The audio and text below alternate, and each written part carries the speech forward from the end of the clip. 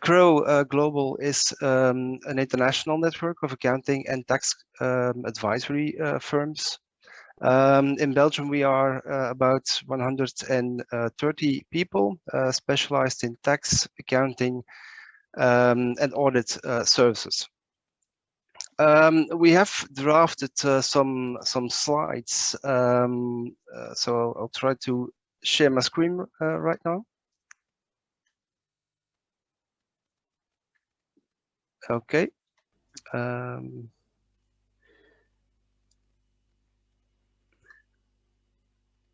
That works very well, Peter. Yes. Okay. Thanks. Now, objective of this this little breakout room is to look at the VAT consequences and aspects that UK companies should take into account in the new environment post Brexit. At first, we will have a quick look on okay, when do I need to register for VAT in Belgium? Because obviously supply chains are being restructured and flows of goods are being reassessed. So oftentimes these changes require or trigger new consequences in terms of VAT, possibly also triggering a VAT registration. Secondly, we'll have a quick chat on some VAT facilities that the Belgian legislation in terms of VAT offers. And then thirdly, we'll have a quick view on the import one-stop shop that has or that will become applicable as of the 1st of July 2021, and which will allow non-EU established companies such as UK established companies to basically perform e-commerce transactions from, for instance, the UK to customers in the EU. And after that, we'll open up the discussion and have a quick Q&A on VAT. Any question that comes up or a case that you have had these past few months, feel free to bring it above and to discuss it. So first, when do you need to register for VAT in Belgium? But in extenso, you can also apply these principles to other EU member states. So basically, the EU VAT legislation, and specifically in Belgium, says that anyone who becomes the legal debtor of VAT, Belgian VAT, for instance, is required to register in the country in which the VAT becomes chargeable. When does a VAT debt arise? That's when a VAT taxable person, that's basically anyone who operates an economic activity, performs VAT taxable transactions. What are taxable transactions from a VAT perspective? Well, firstly, that's just an ordinary supply of goods. An import of goods from a third country, for instance, an import from the UK as of the 1st of January of this year. And thirdly, there's also a VAT taxable transaction in the intra-community acquisition of goods. So let's say, for instance, that you, as a VAT taxable person, acquire goods from the Netherlands and you acquire them in Belgium. Then you are performing a VAT taxable transaction in Belgium, triggering a VAT debt and the registration obligation. And then fourthly, there's also a supply of services. When you supply services in a certain country, from, for instance, a fixed establishment that you would have in Belgium as a UK company, in that case, you will be performing a VAT taxable transaction in Belgium, and that would ultimately trigger a VAT debt and an obligation to register. Who is the VAT debtor? As a principle, it's always the supplier. There are some exceptions to that rule, And that is when, for instance, a VAT reverse charge regime applies. For instance, in Belgium, we have a reverse charge regime for local supplies made by a non-established company to an established company. Let's say, for instance, a UK company that has a direct VAT registration at this point, still possible, and makes a local supply of goods to a Belgian established company. On that sale, there would be a local VAT reverse charge regime. The UK company would not have to assess VAT on its invoice, and would also not have to register for that transaction alone. It could be that the UK entity must register for other transactions, but for the local supply in itself, it does not, because there is a local reverse charge regime. Now, obviously, a VAT registration is always a bit of administration and adds a cost layer onto your supply chain. So oftentimes, VAT taxable persons look to avoid having to register, and that can, for instance, be that can be done by, for instance, structuring your supply chain and really having a close look at your contractual agreements that you make. For instance, secondly, you can also trade within a bonded or VAT warehouse, shielding you from VAT consequences. Thirdly, you can avoid an individual VAT registration by calling upon a global representative for VAT. We'll go into detail on these specific regimes and optimizations later on the slides. And then fourthly, you can apply Customs Regulation 42, which is basically the exemption of your import into the EU in case that import is directly followed by an intra-community supply to another EU member state.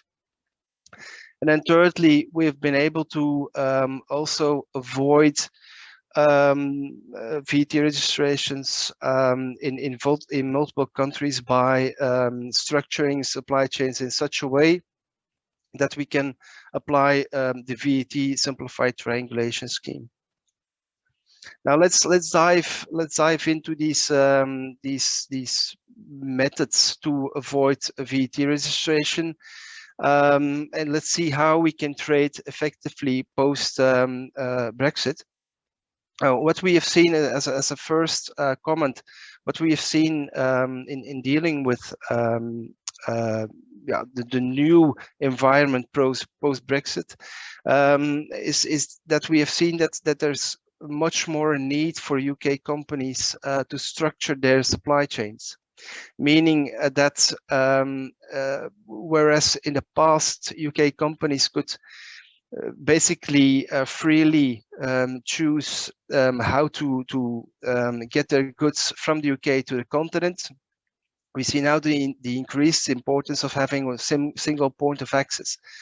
For instance, in the past, UK companies were shipping to Spain, France, the Netherlands, Belgium, Sweden, as it suited the specific supply chain. But now we see that each of these imports, as I mentioned, it's a VAT taxable transaction which triggers VAT consequences. We've seen that in order to avoid having to register in all these different countries, we've seen that many UK companies have decided to have a single point of access and, for instance, have one specific route into the EU, for instance, to a local warehouse in Belgium, and whereby they group their consignments, and then from the Belgium warehouse, get the goods flowing into the EU. That's one aspect. Secondly, second observation that we had is that there was an increased importance to use Incoterms carefully. Obviously, what has happened is, in order to avoid an EU registration upon importation by a UK company, it was in many cases beneficial to have the importation or the obligation to import transferred to the EU client. This was not always possible from a commercial perspective. But in some cases, we were able to convince clients of our UK clients to do the import, and thus avoiding a registration in the hands of our UK clients. Same accounts for exports from the EU. If you're a UK company and you're only established in the UK, you are not allowed to act as an exporter of record for EU customs purposes. So meaning that you cannot be, an exporter essentially. In order to avoid having to, appoint or call upon third parties to become your exporter. We have been able to also, in dealing with our UK clients, help them convince their EU suppliers basically to do the export for them and transfer for instance, the title and risk of goods on the North Sea, whereas the EU client was the exporter of record in the EU, and the UK company was the importer of record in the UK, avoiding, on the one hand, the UK company to having to register in the EU, on the other hand, avoiding the EU supplier to register in the UK. Another element that has come up was the problem of double duties on supply chains that of non-EU goods that went through the EU to the UK to the EU. In essence, what we've seen is, okay, in the run-up to Brexit, it was not always clear that that there would be import duties on goods that do not have an origin EU or UK. As long as your goods have the origin of the UK or the EU, you will, under the UK EU trade agreement, you will have zero duties, zero tariffs, basically on your transactions.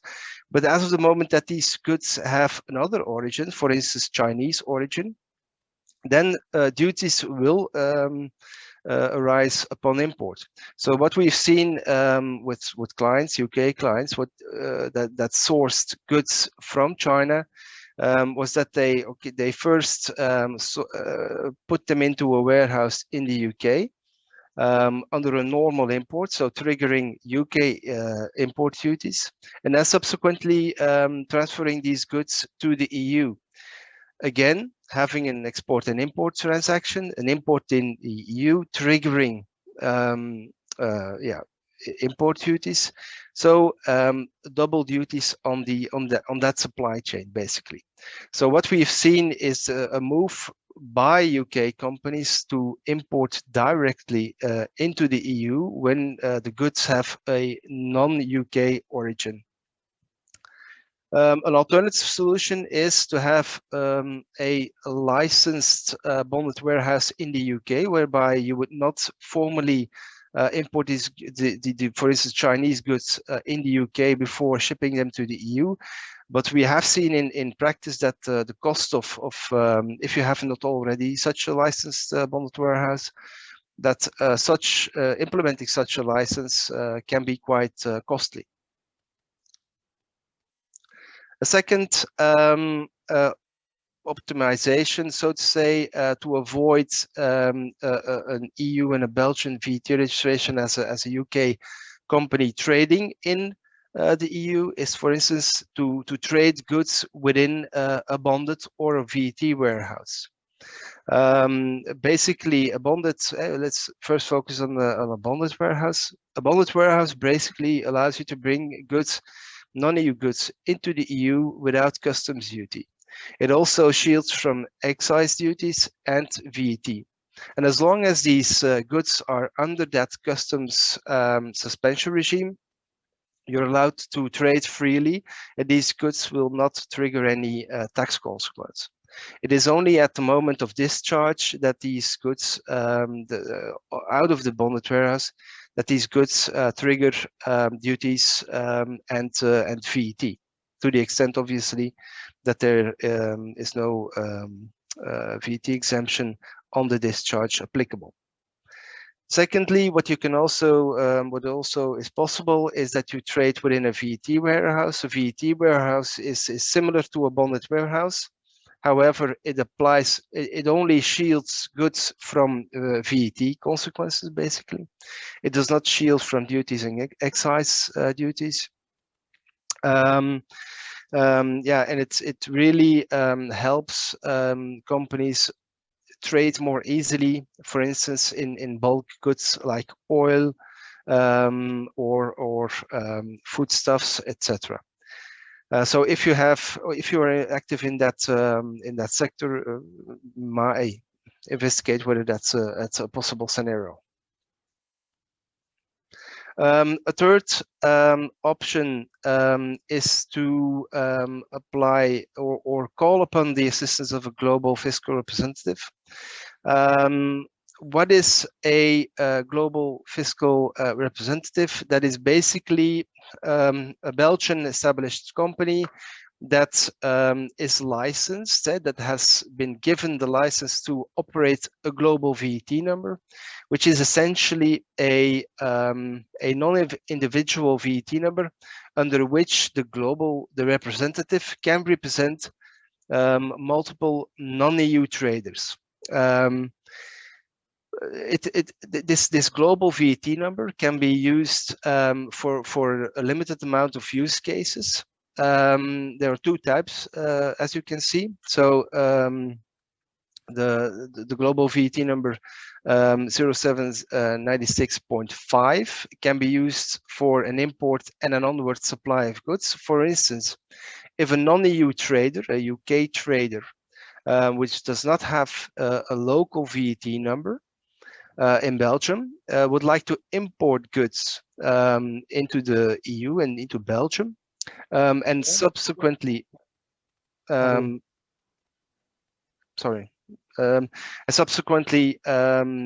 transfer these goods to another EU member state or a local client, it is possible to declare the import under the global VAT number, and also the local sale to report that under the global VAT number of the global representative, avoiding that the UK company, the UK trader, needs to register for an individual VAT number in Belgium for the import and the local sale of the good. There's also a second type of global VAT number, that's 0796.6 number, as it is called. That can be used to store goods in a licensed warehouse or discharge goods from a licensed VAT warehouse. It can also be used when, for instance, a UK trader acquires goods from, for instance, France. Goods are, for instance, bought at a French supplier and are shipped via a Belgian port to the UK. In that case, for the intra-community acquisition that you would do from the goods, for the goods coming out of France, and the onward export of goods, for that you can also apply this special VAT number. Then we also touched upon customs regulation 42. Basically, it's a customs regulation that allows an importer to exempt an import from VAT. To the extent that the imported goods are immediately supplied to another EU member state. So, for instance, let's take the case where a UK trader would be importing goods into Belgium, but the goods are destined to be delivered in Germany, for instance. If at the moment of import of these goods, the UK trader already knows that the goods will go to Germany, and who knows who will be the acquirer, the recipient of the goods in Germany, then he can apply Customs Regulation 42, which basically exempts the import in Belgium and the onward inter-community supply, allowing him not to register in Belgium for VAT. There are some conditions. Obviously, at the moment you import, the UK trading entity imports the goods into Belgium, it has to know the where the goods are going, one, and it has to have the valid VAT number of the recipient of the goods in the EU member state of destination of the goods. So in the example I presented just now, the UK trader will need to know the German VAT number of the German client. At the moment, he imports the goods in Belgium, and he communicates that VAT number to the customs clearance broker, and then you will be able to apply Customs Regulation 42. Now, what we have seen in practice is one of the conditions is that there has to be an immediate supply following the import. In practice, we have seen that immediate character of the onward supply is not always met. So that's in practice often a bit of a problem, creating VAT exposures in Belgium. So if you are considering applying this specific regulation, make sure that there's somewhat of a fluid transaction that is envisaged. It cannot be this customs regulation cannot be applied for instance, a situation whereby a UK trader would import goods into Belgium, would store them there for a number of months, and then would sell them onwards to other VAT taxable customers in the EU. In that case, this specific regulation cannot be applied. And then I think that's the last situation where an optimization in terms of VAT registrations can be achieved. That's the case where a UK trader would be involved in a chain supply within the EU. In the past, UK traders were able to apply a VAT triangulation with their own UK VAT number.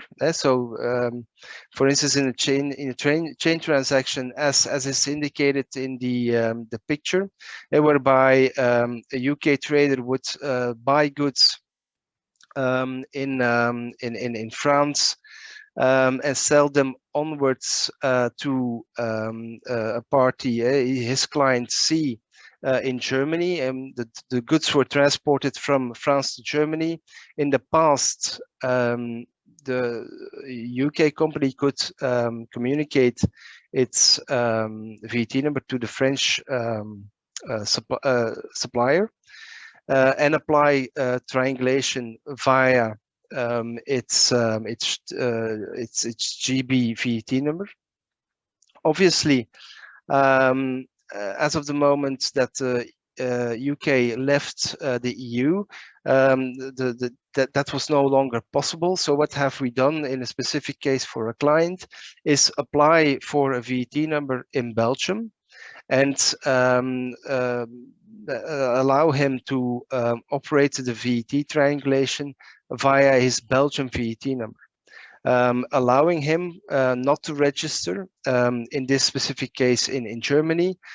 But this setup could also be used for all types of transactions within the EU, basically allowing the UK trader to run all his EU trades via one single VAT number, effectively cancelling the need for multiple VAT numbers throughout the EU.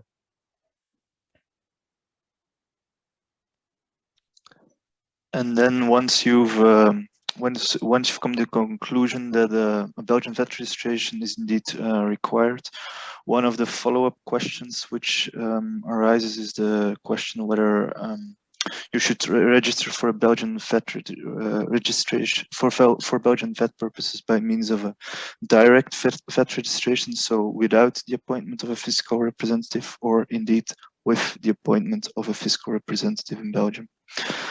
As a general principle, all non-EU established businesses are required to appoint an individual VAT fiscal representative in Belgium.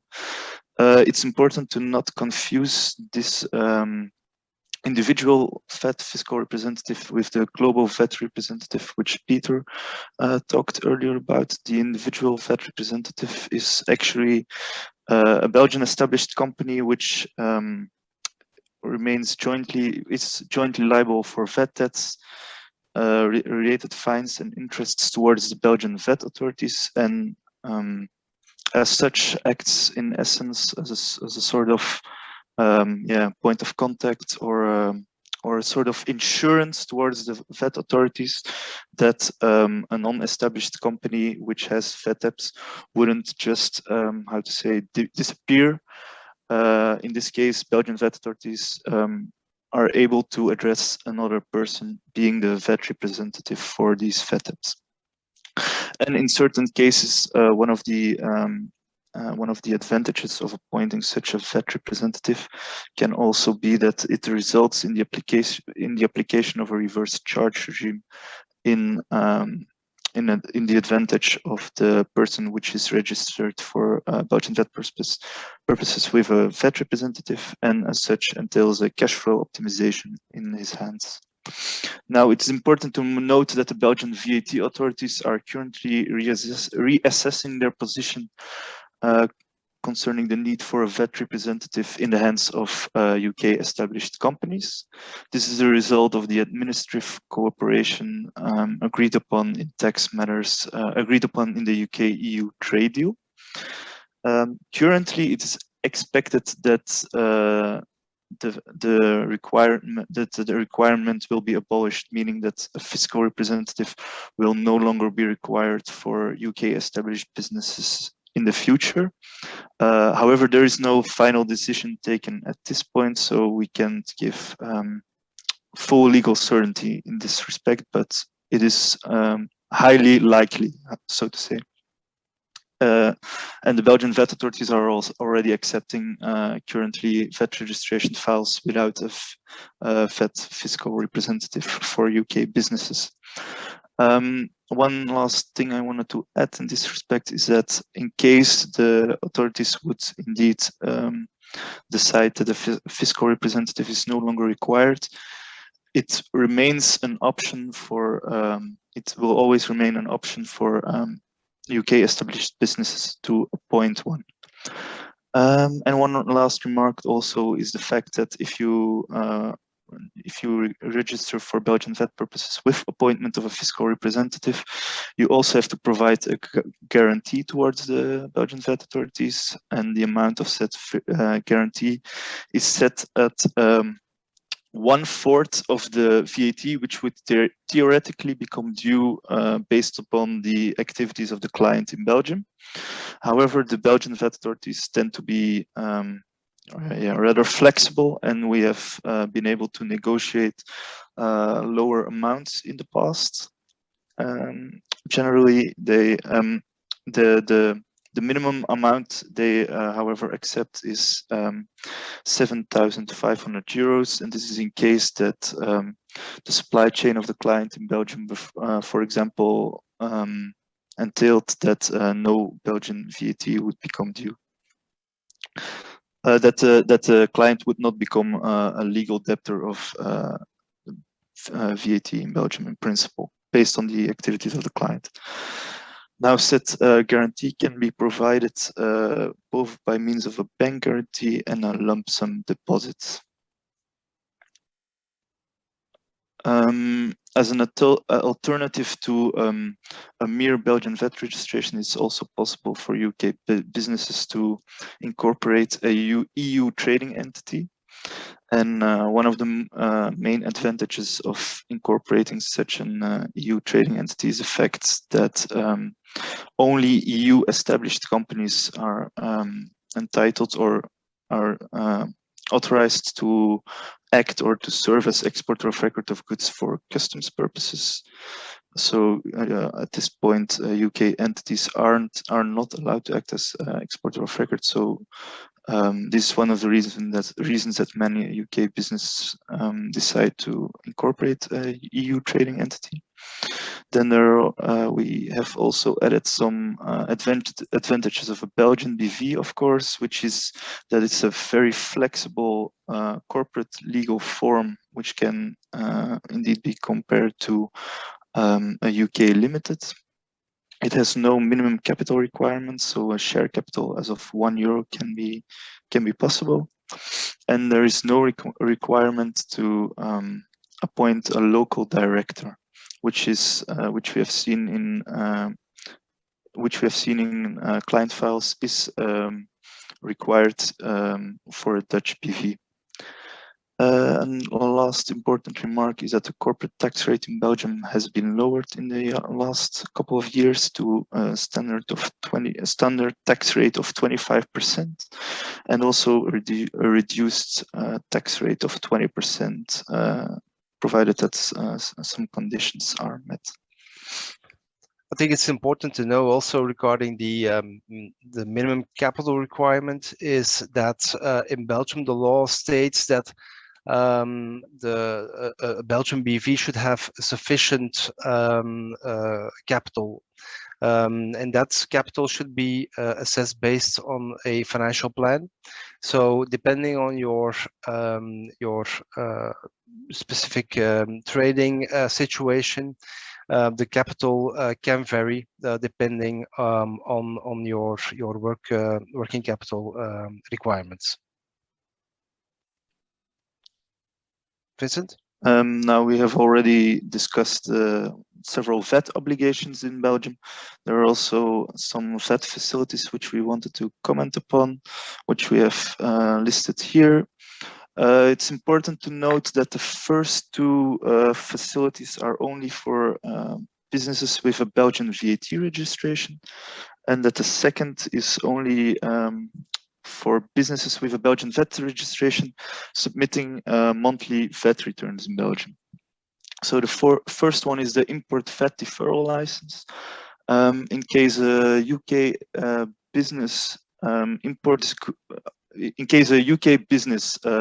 goods which holds a Belgian VAT registration, imports goods into Belgium, the VAT will become chargeable as a principal upon customs clearance of the goods in Belgium.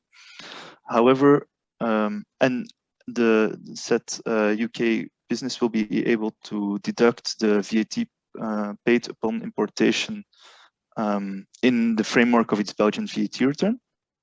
Now, the import VAT deferral license, once granted, entails that the VAT will no longer become due at customs clearance, but will rather be deferred to the VAT return of the UK business, the Belgian VAT return of the UK business, where it will be able to report the VAT upon importation both as payable and deductible VAT, which will in essence cancel each other out and avoid the import VAT pre-financing which would occur otherwise. Then the monthly VAT refund is the general rule is that VAT credits in Belgium can only be marked for refund in the Belgian VAT return at the end of each month. So the monthly VAT refund is the general rule is that VAT credits in Belgium can only be marked for refund in the Belgian VAT return at the end of each month. calendar quarter, so in the Belgian VAT return relating to March, June, September, and December. However, there are two solutions or two cash flow optimizations which can be applied for in this case. The first one is the monthly VAT refund license in case certain conditions are met. And once granted, the monthly VAT refund license entails that you can ask the refund of your VAT credit on a monthly basis, and the same facility is automatically granted to businesses which have started their activities or their VAT registration in Belgium. It's during the first 24 months of their VAT registration in Belgium. They can also ask on a monthly basis back. They can also claim the refund of VAT credits on a monthly basis. And then as a last remark concerning the UK businesses which do not have a Belgian VAT registration, but which do incur input VAT in Belgium, they can request a refund of said input VAT by submitting a VAT refund application towards the Belgian VAT authorities, provided, of course, that the input VAT incurred is in the framework of their economic activities. And of course, you should also take into account some specific VAT deduction limitations and exclusions. But if all conditions are met, you can apply for the refund of said input VAT. Since the Brexit, this should be done by 13th directive refund claim, which is a procedure similar to the EU VAT refund procedure, but is on paper. You should basically complete a specific form and provide all invoices for which Belgian input VAT will be being reclaimed. And then it's back to you, Peter, for some comments concerning e-commerce via the import one-stop shop. Thank you, Vincent. Now, we've seen it in the past few months, especially with COVID, that e-commerce is definitely on the rise. It is in fact booming, and also we've seen that in the VAT landscape there was a need to basically accommodate that new evolution in trade. And then from that reasoning, and also from the reasoning to have a better view on the VAT that was due and to have less VAT leakage, the EU has basically put in place a new set of rules which is aimed to simplify e-commerce and to make sure that all VAT that is due on e-commerce sales is also accounted for. In the past, we saw in the past before the new rules that become applicable as of the 1st of July 2020, we saw that there was a VAT exemption for low value consignments of 22 euros, under which there was no VAT due on the imported goods. So it was a fraudulent practice, but what we saw in practice was that, for instance, Chinese or Indian or other non-EU e-commerce traders basically decreased the stated value on their commercial invoice to below the threshold of 22 euros in order to escape VAT being assessed on their e-commerce consignments coming into Europe. In order to basically shut that door to fraud, as of the 1st of July 2021, so in about 2-3 months, the VAT exemption For the importation of goods of low value, meaning not exceeding 22 euros, that VAT exemption will be removed. And as of the 1st of July, all imported goods into the EU will be subject to VAT. Now, in order for non-EU established e-commerce traders not having to deal with multiple VAT registrations, and basically to facilitate and simplify e-commerce, the EU has implemented the import one-stop shop, which is basically a facility and a simplification for the declaration and payment of VAT. For goods that are sold to B2C customers in the EU.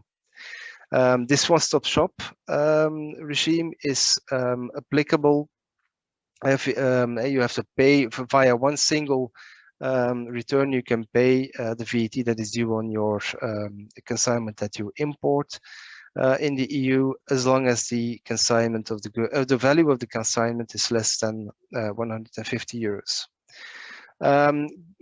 Also, the new rules, the rules I explained was for online sellers, but the new rules also required an initiative towards electronic interfaces, because these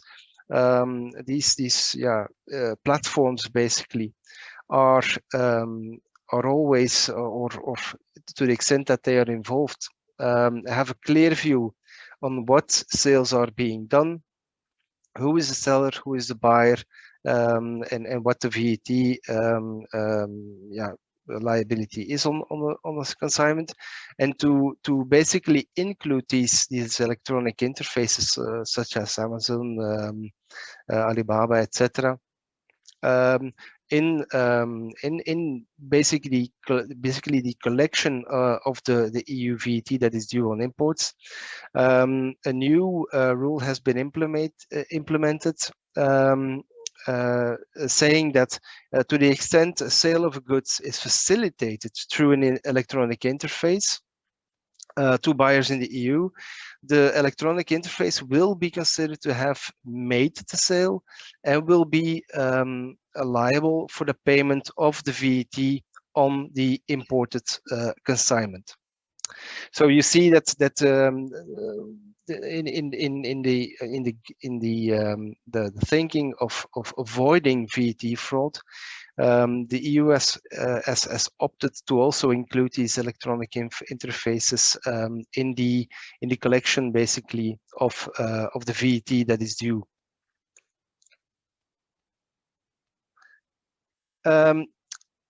Then just a moment. So as I mentioned, okay, second question is, okay, what supplies are covered by the import one-stop shop? Basically, you can use the import one-stop shop simplification for all sales of goods from a distance, so from outside the EU, basically. To the extent that these consignments have a value of less than 150 euros, and to the extent that the goods that are sold are not excisable goods. So, for instance, the import one-stop shop cannot be applied for alcohol or tobacco products. The same applies for the sales done through electronic interfaces. Question is so the electronic interfaces, as I mentioned, are included in the collection of VAT when they facilitate. The question is, when does an electronic interface is it considered to have facilitated the sale of a good? That's basically in any case where it allows a buyer and a seller to enter into contact via their platform. So it's very broadly formulated, and to the extent that you have these distance sales from a non-EU location to a customer in the EU, and the consignment has a value lower than 150 euros. the electronic interface will be deemed to intervene in the supply chain and will be required to collect the VAT on the distance sale of the imported good. How does it basically work? The one-stop shop allows you, it's basically one single VAT registration that allows you to record all sales to local EU customers via one VAT return. So what you will have to do as an online seller is to look at where is my client located, and assess local VAT on that sale. So as a local, for instance, if you're a local UK seller, an online seller from the UK, and you sell to you sell low value consignments to a customer, a B2C customer that is in Bulgaria, you will have to assess Bulgarian VAT at the rate that is applicable there, and you have to invoice with that local VAT on it. Now, obviously, that requires that the seller is aware of the VAT rates that are applicable on sales. And for that, to be able to help VAT taxable persons to make the assessment what VAT rate is applicable, the EU Commission has put in place an online database where you can basically find out, based on your commodity code of the goods, what the applicable VAT rate is in any EU country. So basically, you put in the commodity code, and the database gives you the answer of what VAT rate is applicable on that sale.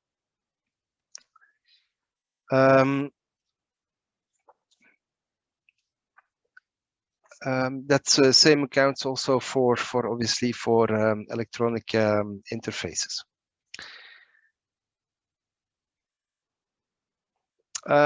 So what